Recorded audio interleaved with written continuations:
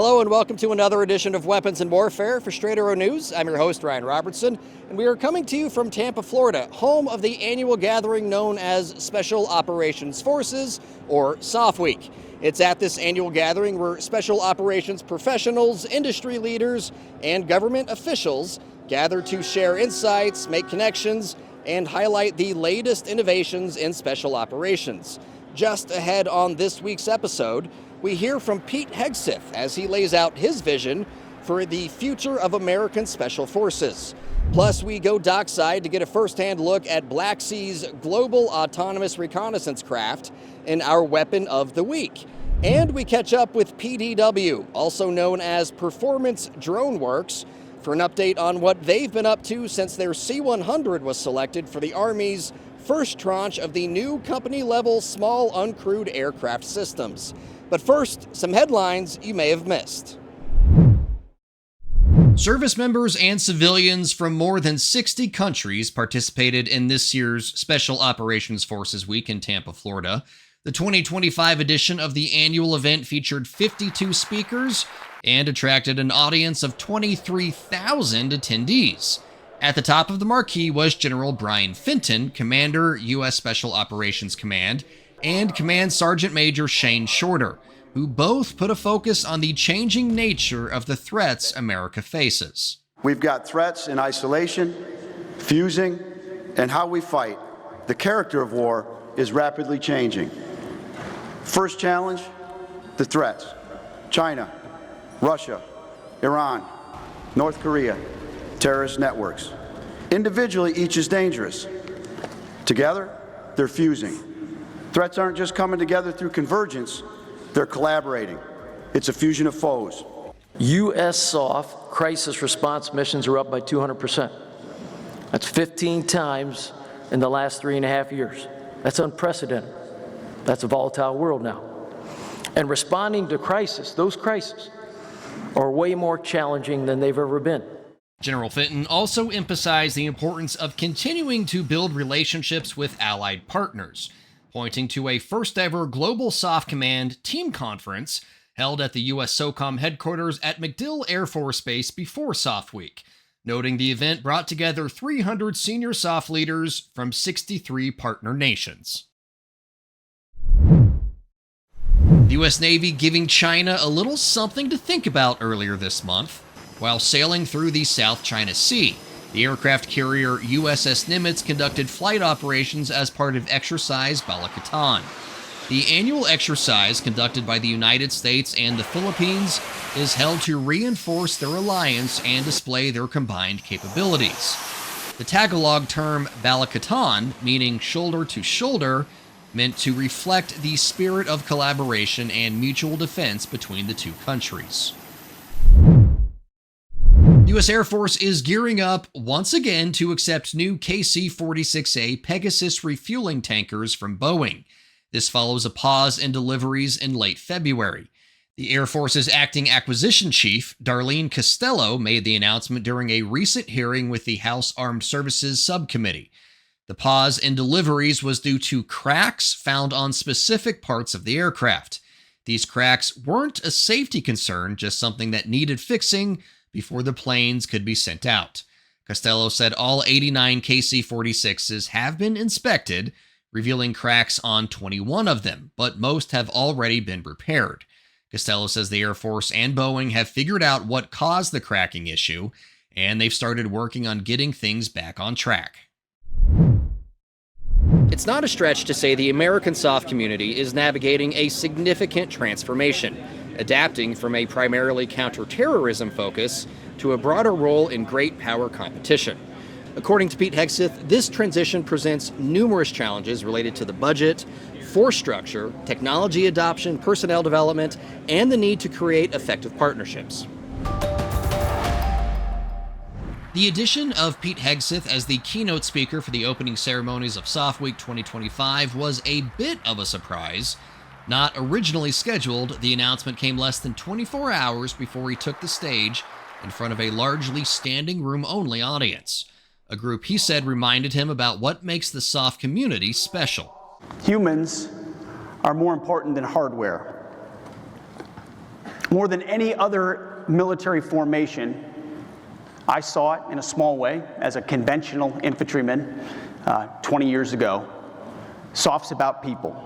It starts and ends with the troops downrange. Each of you and your commitment to the mission is more important than any of the cutting-edge hardware and software we're going to see on the convention floor, and I look forward to seeing it.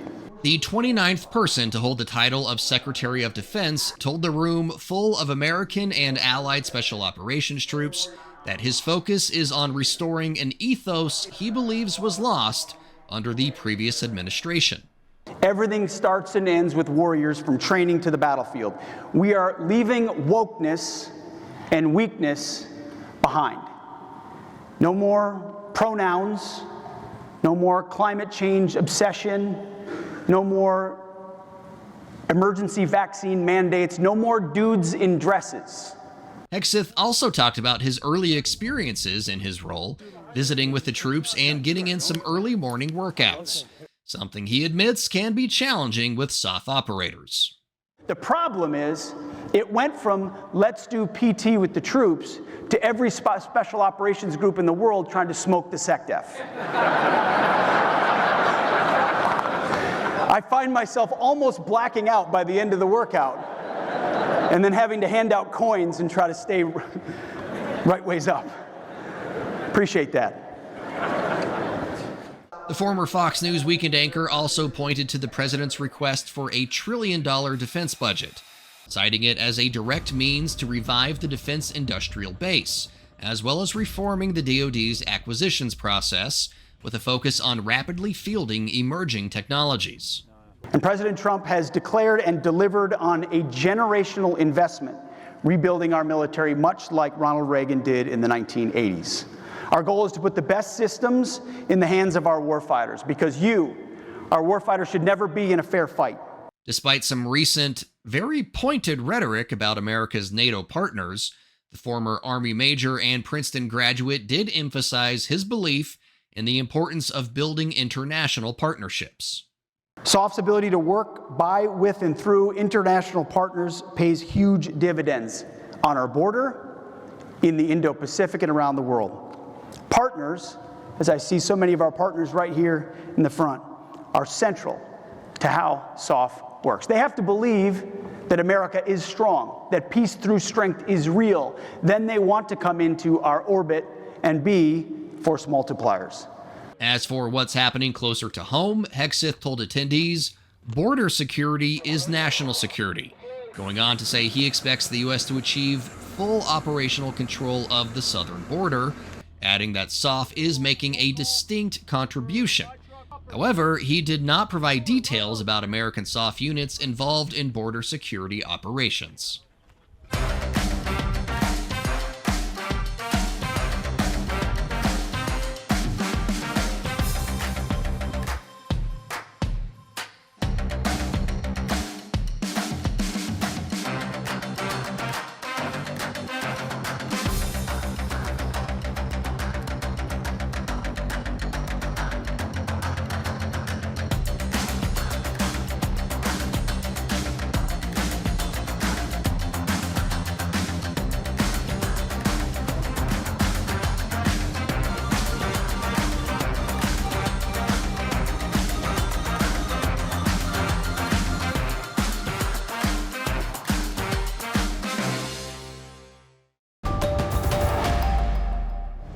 All right, folks, for our weapon of the week this week, we got a good one. We have another entry into the world of unmanned surface vessels, and here to talk to me a little bit more about that is Jason Lamb with BlackSea Tech. Jason, thank you so much for joining us today.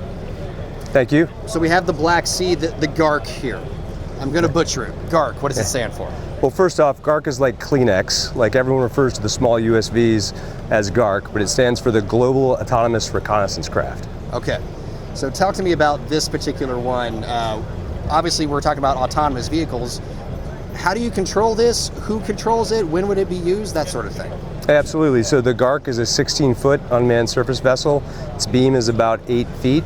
It carries a 1,000-pound payload with a 200-horsepower diesel engine.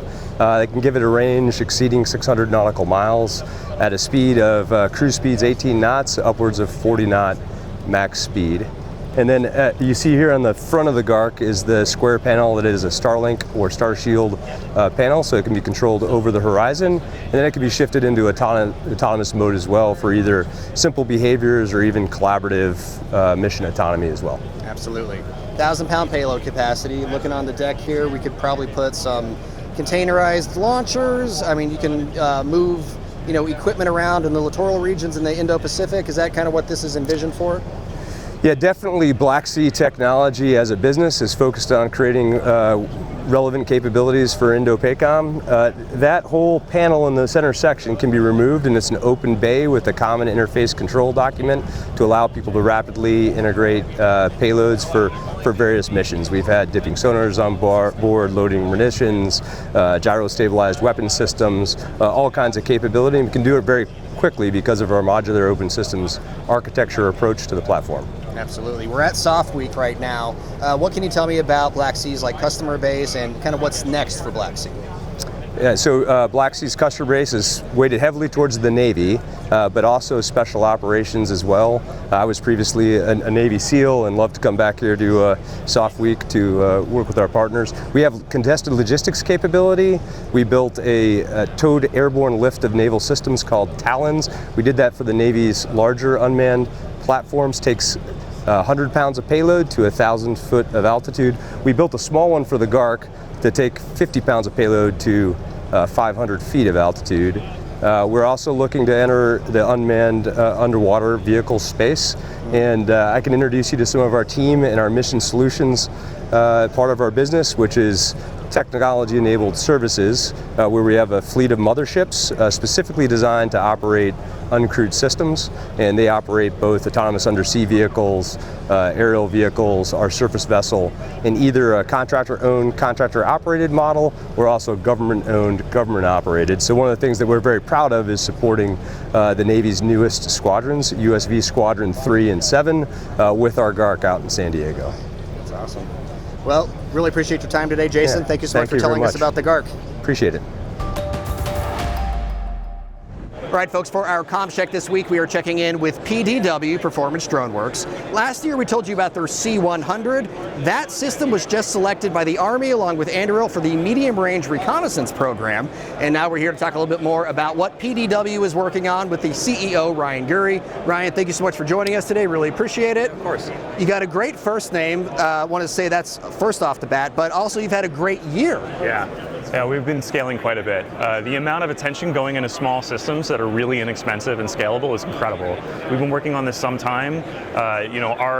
Our veteran-led organization and combat veteran-led engineering team is really pertinent, so that operators are being issued, equipment designed by those same operators, right? And I think that's essentially what you see in our purpose-built aircraft system, our small FPV model, where the whole system is designed to be consumable, right? So this is our first consumable 3D weapon.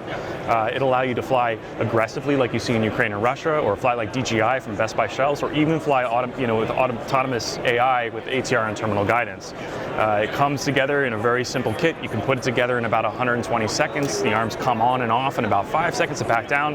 It's modular. It's made to replace these very expensive legacy systems like the Switchblade and the Javelin, where you essentially are working with older technologies to do what you can do with much smaller assets. And it's just an amazing time in defense. We feel like we can really disrupt the way things have been done, move quickly, scale quickly, and really distribute these systems to individual infantry units and soldiers so that the full scale of these systems can be felt. One of the things that you had mentioned earlier was the FPV drone kind of comes together almost like a Lego system. You're trying to make it super simple and build it to the package that it needs to be built for, right? So there's no soldering. Everything goes together with connectors. You can take the whole thing apart in 2 minutes and put it back together in 2 minutes. We'd love to be able to put it together faster than you could take down a rifle, right? And essentially allow soldiers to modify, change, manipulate different components on the fly for different mission sets. We feel that this style of robotic weapon represents the future.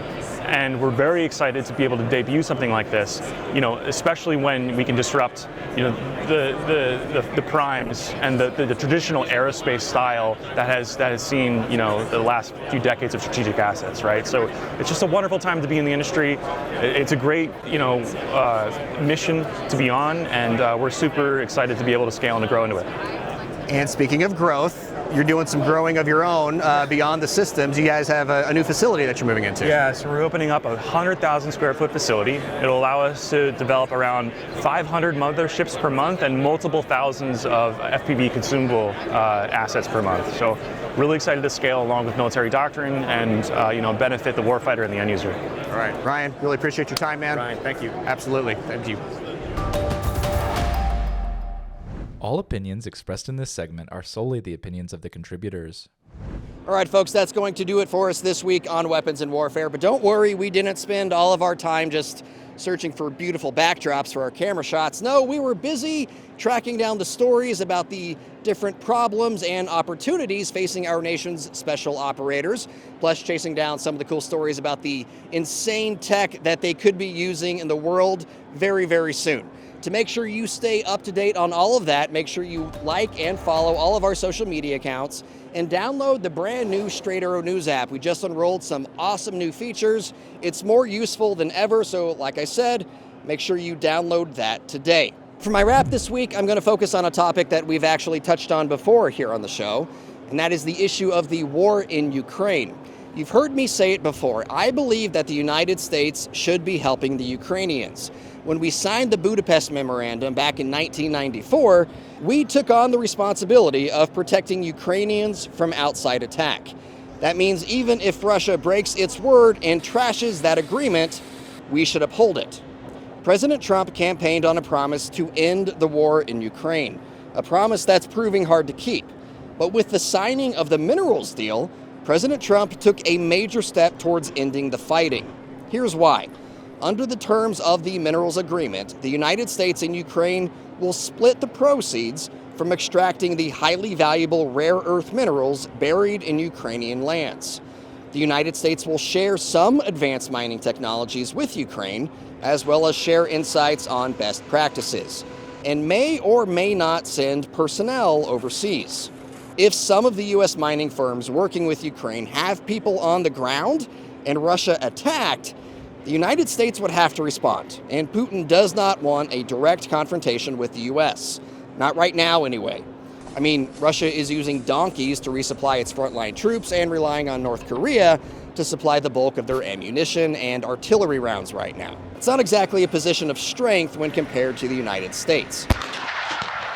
And even if U.S. firms don't send personnel to help extract Ukraine's minerals, President Trump wants repayment for the aid the U.S. already sent over. And Trump knows the U.S. needs more access to rare earth minerals, especially since China controls most of the world's supply. And I don't know if you've heard, but the U.S.-China relationship isn't exactly stellar right now. So, while selling Ukraine more weapons and helping them develop their own is great, President Trump's mineral deal with Ukraine may prove more consequential when it comes to stopping the fighting. For senior producer Brett Baker, video editor Brian Spencer, graphics artist Dakota Patillo, and photographer Dickon Mager, I'm Ryan Robertson with Straight Arrow News, signing off.